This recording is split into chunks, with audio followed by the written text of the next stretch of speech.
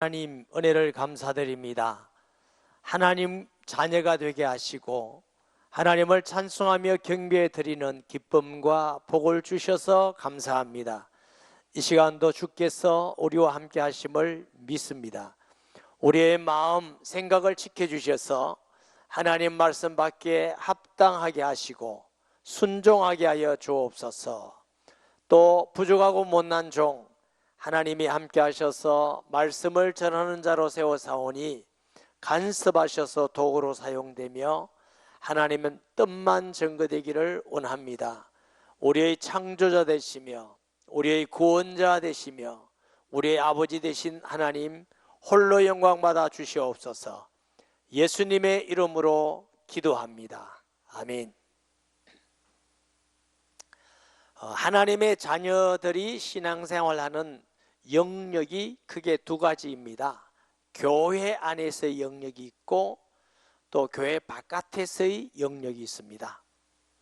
교회 안에서의 신앙생활은 그 중심이 교회 덕을 세워라, 이것이 영역입니다. 때로는 양보하기도 하고 때로는 섬기기도 하고 때로는 기다려주기도 하고 또 율법적이 아니라 복음적으로 보고 생각하고 말함을 통해서 교회의 덕을 세우라. 지난주 바울 공동체가 예루살렘으로 왔을 때 예루살렘 교회에 가니까 무슨 문제가 있었죠? 유대인으로서 율법을 지키는 많은 유대인들이 예수님 믿고 돌아왔는데 그들이 수천 년 동안 하던 할례의 문제라든가 율법의 문제라든가 규례의 문제는 벗어버리지 못하고 바울에게 대해서 상당한 많은 오해가 있었습니다. 그래서 야고보와 장로들이 바울에게 권면합니다. 이분들이 듣기에 모세를 대적하고 율법을 지키지 않고 할례를 무시한다고 하니까 여기에 서운한 사람, 나실인으로 서운한 사람 몇 사람이 있으니까 경비를 들여서 네가 성전에 가서 결례를 행하면 그들이 생각하기에 우리가 들었던 건 그냥 헛소문이구나, 바울도 우리와 같구나 해서 안정되리라 해서 그 말을 듣고 바울이 성전에 올라가는 거죠. 성전에 와서 결례를 행했다 이렇게 기록되어 있습니다. 그러면 교회 안에서 바울 자신은 할례 문제나 결례 문제는 꼭 해도 되는 건 아니지만 그러나 그런 분이 있다면 그것을 해서 함께하는 것도 덕을 끼치는 거다, 이렇게 이 바울의 신앙이라고 말씀드렸어요. 그러고 7일 후 보죠. 그 일해가 거의 참에 아시아로부터 온 유대인들이 성전에서 바울을 보고 모든 무리를 충동하여 그를 붙들고 아마 오순절날 명절이 한 일주일 동안 계속되면서 7일 동안 명절의 은혜도 나누고 사람도 만나고 복음도 전하고 간증도 하고 그런 시간이 한 일주일쯤 지나갔다고 봅니다. 그 이후에 이제 명절이 끝나죠. 아시아로부터 온 유대인들이, 이게 아시아로부터 온 유대인들이 과연 누굴까? 학자들은 에베소에 있는 디아스포라 그래요. 흩어진 유대인들. 유대인들은 예루살렘만 사는 것이 아니고 각자 지역의 이방인 세계도 많이 흩어져서 살죠. 흩어져서 살지만 그들은 유대인으로서 유대인 규례를 지키고 회당을 지어서 자기 율법을 지키고 이런 사람들이에요. 이런 사람들이 명절을 만나서 예루살렘으로 다 모였는데 아마 이 아시아에 있는 사람들이 에베소에 있는 사람일 거다라고 봅니다. 이유는 뒤에 나오는 드로비모라는 사람이 에베소 사람이에요. 그러면 에베소에서 드로비모가 있었다는 걸 봤단 말은 이 유대인들이 에베소에 살았든지 또 거기에 거했든지, 그러면 드로비모도 알고 바울도 아는 사람들이다 이렇게 보는 게 맞죠. 그리고 이들이 하는 소요를 보면은 에베소에서 막 모함을 하고 선동을 해서 사람들이 흥분해 가지고 바울을 죽이려고 막 연극장에 모였는데 왜 모였지 몰라 이렇게 모였던 사건이 에베소의 소요의 상태인데 이 예루살렘에서도 똑같은 일로 소요가 일어났어요. 그래서 아마 이 아시아에 있는 사람들은 에베소에 흩어진 디아스포라였을 거다 이렇게 보는 거죠. 온 유대인들이 성전에 바울을 보고 큰 무리를 충동하여 이르되 외치되 이스라엘 사람들아 도우라. 이 사람은 각지에서 우리 백성과 율법과 이곳을 비방하여 모든 사람을 가르치는 그 자인데 또 헬라인을 데리고 성전에 들어가서 이 거룩한 곳을 들여붓다 하니 이는 그들이 전에 에베소 사람 드로비모가 바울과 함께 시내에 있음을 보고 바울이 그를 성전에 데리고 들어간 줄로 생각함일러라. 자, 이 유대인들에게는 가장 자랑스럽게 여기는 게 세 가지가 있습니다. 첫째로는 우리는 선민이야. 하나님은 이 많은 사람들 중에 우리만 택해서 우리만 구원받고 우리는 아브라함의 자손이야. 이 선민사상을 자랑스럽게 여깁니다. 둘째는 율법입니다. 이 율법은 하나님이 모세를 통해서 시내사에서 우리에게 주신 거야. 전 세계인 중에 하나님이 율법을 우리에게 주신 분은 우리나라와 우리밖에 없어. 이 율법은 기존과 이 율법에 대한 겁니다. 물론 그 율법의 진짜 의도는, 하나님의 의도는 뭐예요? 하나님 사랑, 사람 사랑인데 이들은 그 율법 자체의 문자적으로만 안식일, 하나님 사랑과 안식에 대한 것도 없고 그 날짜만 지키면 된다 이렇게 생각하는 사람들이죠. 그래서 그 부분에 대해서 오해하고, 셋째는 뭐냐? 성전입니다. 솔로몬을 통해서 지어진 이 성전이 하나님이 임재하는 것이고 온 세계 가운데 하나님이 임재하는 유일한 곳이 성전이다 이렇게 생각한 겁니다. 그래서 성전을 망년되이 했다. 예수님이 십자가 못 박힌 죄명 중에 하나가 뭐예요? 성전을 더럽혔다. 성전을 망년되이 했다. 예수님 뭐라고 하셔? 성전을 헐라. 내가 3일 만에 일으키리라. 제자들이 나중에 성전된 자기 몸을 일컬었더라 이렇게 말씀하고 있는 것이죠. 그러니 이 성전에 대한 것은 굉장히 자랑스럽게 생각하고 성전의 진정한 하나님의 뜻은 오실 그리스도를 예표하는 것이었고, 지금은 진정한 성전은 너희 몸이 하나님이 성전인지 알지 못하느냐? 사람이 지은 그것이 아니라 진짜 성전은 예수 믿는 사람이 진짜 성전인 줄 믿습니다. 그런데 유대인들은 이 성전 이것이야말로 너무너무 자랑거리다. 그래서 유대인들이 지금 선동하는 게 세 가지입니다. 보세요. 우리 백성과 둘째 뭐예요? 율법과 이곳 성전에 대하여. 그러니까 유대인들이 막 너무 화가 나고 흥분된 거예요. 흥분해서 막 정신없어 모여서 저놈을 죽이라 죽이라고 선동하는 사건이 일어난 것입니다. 뭐 흥분하겠죠. 그런데 바울은 하나님의 이스라엘 백성을 무시한 것도 아니고 또 율법을 무시한 것도 아니고 드로피모를 데리고 들어간 것도 아니고 단지 선동하고 잘못 알고 온 것을 통해서 사람들을 막 흥분시켜서, 그러니까 사람들이 막 거기서 이성도 잃어버리고 바울을 죽이라고 지금 언제 이런 엄청난 문제가 생겼는데, 바울은 이스라엘 백성들을 어떻게 생각하느냐 하면 로마서 11장 17절 18절 보니까 또한 가지 얼마가 꺾였는데 이 가지가 뭐요? 참가지예요. 참감나무, 돌감람나무인 너희가 그들 중에 접붙임을 되어 참감나무인 뿌리의 진액을 함께 받는 자 되었은즉, 이스라엘은 참감나무인데 거기 꺾인 이유는 돌감나무를 참감나무에 접을 붙여서 아무든 아름다운 열매가 맺게 하기 위해서, 그게 구원의 열매, 전도의 열매죠. 그런데 그 뿌리가 이스라엘이다. 바울은 비록 유대인이 꺾여서 이방인이 들어왔지만 그 뿌리는 유대인에게 있다. 이것이 바울이 가지는 유대인의 인식입니다. 그 가지를 향하여 자랑하지 말라. 자랑할지라도 너희 뿌리가 보존하는 것이 아니요 뿌리가 너를 보존하는 것이니라. 다시 말하면 이방인들에게 너희가 예수 믿고 구원받았다고 이스라엘 사람들에게 자랑하지 마라. 너희가 이스라엘을 보존하는 것이 아니고 이스라엘이 뿌리다. 그 뿌리가 너희를 보존하기 때문에 자랑할 것이 아니다. 그러니까 이스라엘에 대한 인식이에요. 자, 19절 20절 말씀해 보니까 그러면 내 말이 가지들이 꺾인 것은 나로 접붙임을 받게 하려 함이니라. 옳도다. 그들은 믿지 아니함으로 꺾이고 너는 믿음으로 섰느니라. 높은 마음을 품지 말고 두려워하라.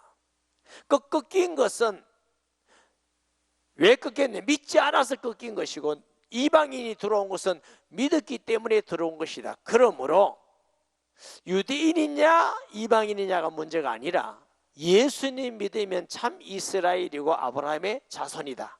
그런데 유대인들이 들으면 기분 나쁠까 좋을까요?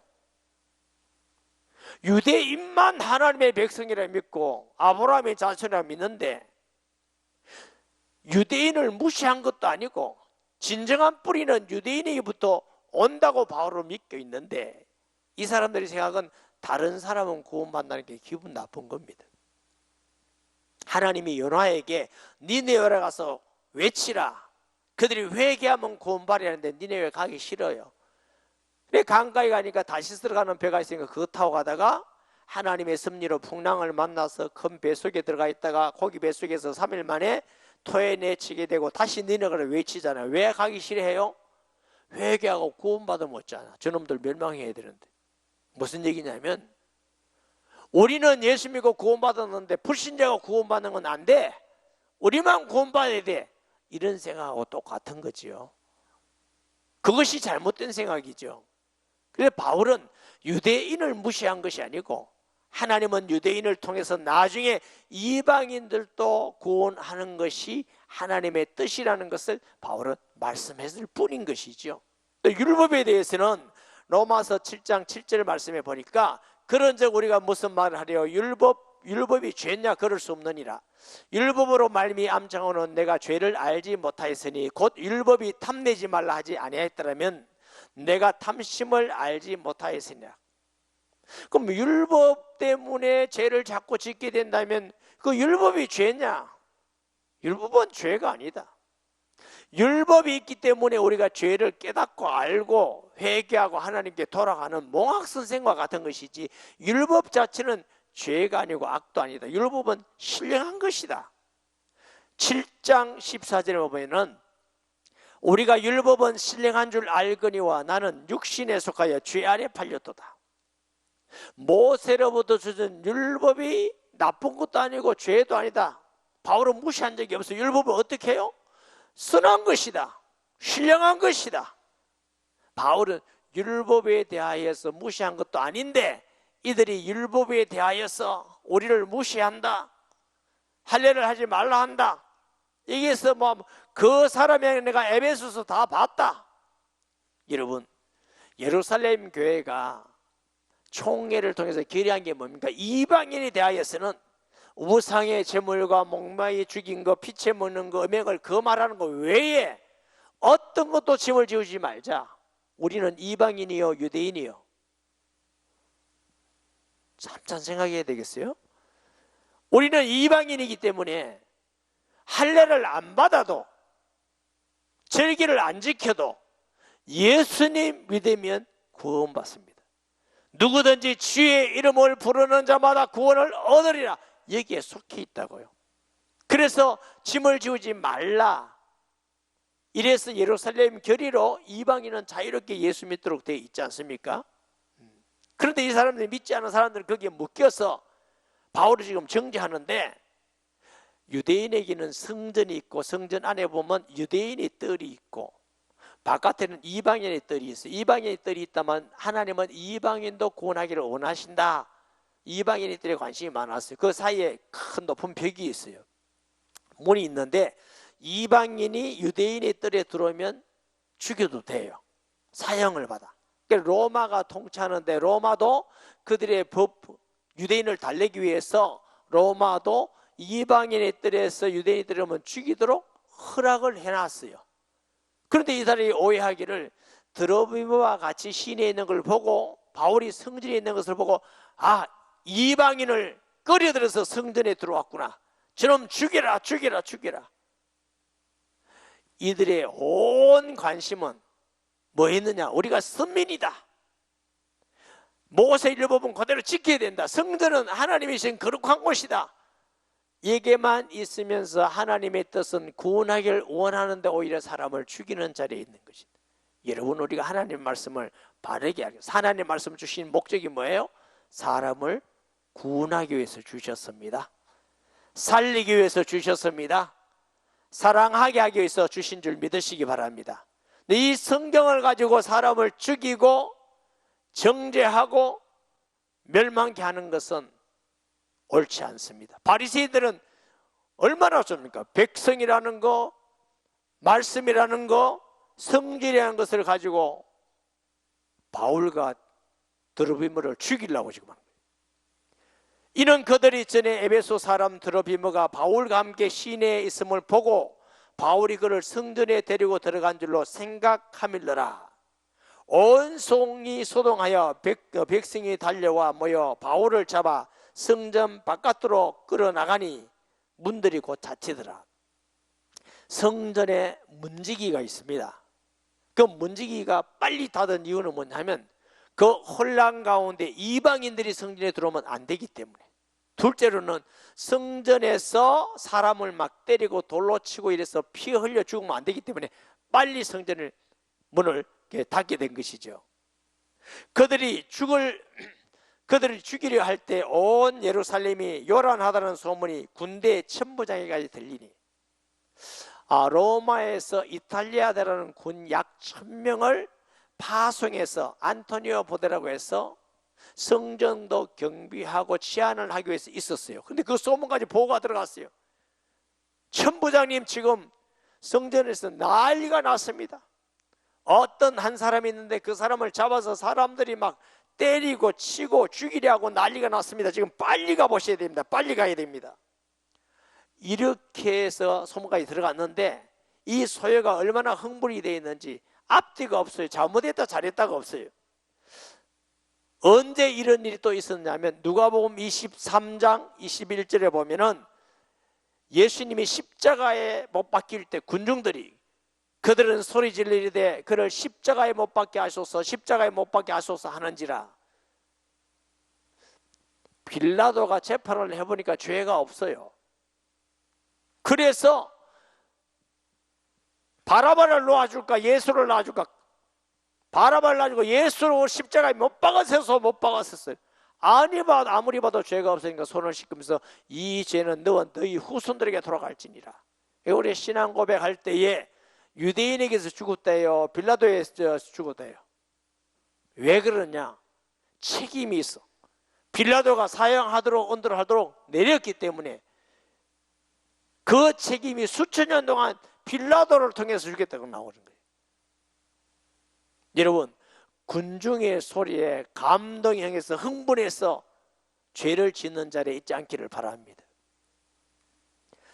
사도행전 12장 22절에 보면은 헤롯이 어마어마한 옷을 입고 군중 앞에 나왔을 때 여기도 똑같아요. 백성들이 크게 부르되 이것은 신의 소리요 사람의 소리가 아니라 하거늘 이성이 없어요. 막 군중 섭리해서 저놈 죽여라 죽여라 난리였어요. 이명박 대통령 때 광화문에 어마어마한 촛불 시위가 일어났습니다. 왜 일어났죠? 미국 소 수입한다고. 지금 그거 먹으면은 머리가 뻥뻥 뚫리고 구멍이 뚫리고 이래가지고 뭐 방송국에는 PD 수첩인가 뭐 해가지고 그걸 국민한테 그리고 온 국민이 막 그것 때문에 막 난리가 나고 나라가 이렇다고 난리가 났는데 나중에 전부 다 거짓말이라고 다 판명났어요. 그게 가짜 뉴스라고. 얼마나 웃기는 일입니까? 미국산 소고기 드십니까? 조심해서 먹으세요. 물이 구멍 뚫립니다. 얼마나 어리석습니까? 이 군중은 이렇게 미련한 겁니다. 그래서 이게 정말 우리가 막 흥분해서 이치도 따지지 않고 그리스도인이 하는 게 아니에요. 그리스도인은 정말 하나님의 말씀대로 그런가 하여 판단해서 하나님의 말씀을 쫓아가는 성도들이 되시기 바랍니다. 북한도 재판할 때 정식 재판이 인민재판이요. 저놈 죽이라 죽이라 죽이라 인민재판이에요. 그 악에서 나는 겁니다. 저는 젊었을 때 판사 괜찮겠다 해서 판사. 왜 그러냐면 억울하게 판단하지 않고 잘 판단하면 좋은 일을 할 수 있겠구나. 자문을 읽으면서요, 판사가 얼마나 두려운 직업인지, 하나님은 불의의 재판관을 그렇게 싫어하세요. 판단하는 게 항상 정확하게 할 수 없잖아요. 와, 이게 보통 문제가 아니구나.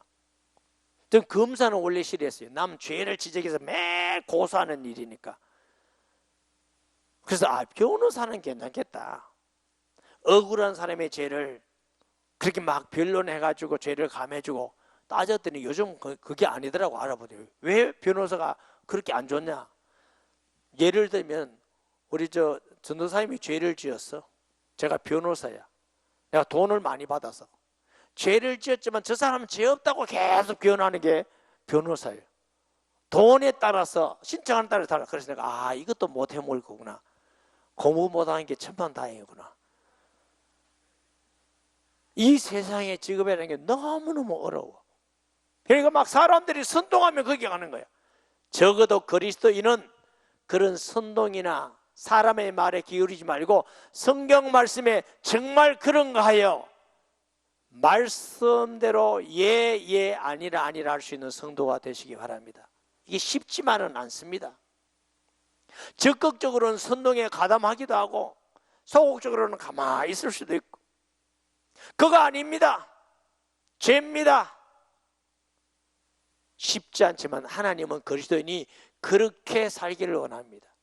그럼 때로 손해를 보고 진급도 못하고 업신여김도 받고, 그렇지만 우리가 이 세상에 사는 건 얼마 사는 게 아니고 영원한 하나님 나라를 보고 사는 소망이 있는 자만, 그런 믿음이 있는 자만이 바르게 살아갈 수 있는 그리스도입니다. 그게 좁은 길이요. 넓은 길은 다 군중같이 따라가는 게 넓은 길이에요. 좁은 길로 가라. 예수 믿는 것은 육신적으로는 힘들고 어렵고 핍박을 당하고 그런 일이지만 영원한 생명의 길이고 복된 길이고 축복된 길인 줄 믿습니다. 이들이 막 흥분해서 막 죽이라고 난리 났어요. 그가 급히 군인들과 백부장을 거느리고 달려 내려가니 그들이 천부장과 군인들을 보고 바울 치기를 거치는더라. 그 말은 그동안 얼마나 많이 때렸다는 거예요. 막 바울이 가서 어떤 사람 머리 쥐박고 발로 차고, 그리고 막 손만 가지면서 저는 깔짓 뜨는 사람들이 여러 명이 있을 것이에요. 그 천부장이 왜 이러냐 하니까 천부장과 군인들 오니까 이제 때리는 걸 거쳤다는 거예요. 이에 천부장이 가까이 가서 바울을 잡아 두 쇠사를 결박하라 명하고, 그가 누구이면 무슨 일을 하느냐 물으니, 쇠사슬은 군인들이 하나씩 갖고 있는데 두 군인들에 의해서 큰 쇠사슬에 이제 딱 착고에 묶였어요. 중재인에게 하는 겁니다. 근데 천부장이 와보니까 막 온 사람들이 저기 죽으라고 난리식이니까 저기 큰 죄인의 모양이다. 이래가지고 두 쇠사슬을 묶였어요. 머리 가운데서 어떤 이는 이런 말로 어떤 이는 저런 말로 소리를 지르거늘 천부장이 소동으로 말미암아 진상을 알 수 없어 그를 영내로 데려가라 명하니라. 바울이 청대에 이를 때 무리의 폭행으로 말미암아 군사들에게 들려가니, 끝까지 막 따라오면서 저놈 죽이라고 막 때리기 시작하니까 군인들이 이제 올라가, 안토니아 부대로 가면 계단을 통해서 올라가야 된다는 거예요. 이는 백성의 머리가 그를 없이하고자 외치며 따라가밀더라. 바울을 데리고 영내로 들어가라 할 그때에 바울이 천부장에 이르되 내가 당신에게 말할 수 있느냐 이르되 내가 헬라 말을 아느냐.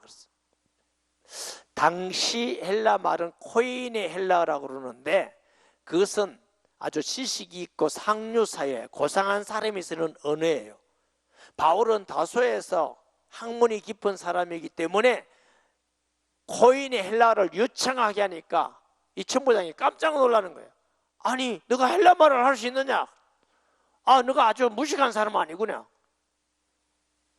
그러면 너희가 이전에 소요를 일으켜 자객 4,000명을 데리고 광야에 있던 애굽 사람이냐? 당시에 아주 유명한 역사학자가 있습니다. 요세푸스라는 사람이. 요세푸스의 기록에 의하면 AD 54년경에 한 애굽 사람이 나타나서 스스로 나는 예언자다 이렇게 하면서 그 말을 듣고 한 3만 명이 따라다녔대요. 근데 한 4,000명이 중무장을 하는 사람이었대요. 이게 감람산으로 갔다가 예루살렘에 와서 그들을 향하여 저 성이 지금 무너지니까 돌격! 이래서 막 그 무너뜨리기 위해서 돌격했는데 당시 총독이 벨리스입니다. 벨리스의 군대들이 와서 진압을 하고 400여 명이 죽고 200여 명이 붙들어 갔는데 다 도망가서 그것이 이제 없어진 그런 사건이 있었다고 그래요. 그래서 이 천부장이 너 그 애굽 사람이냐?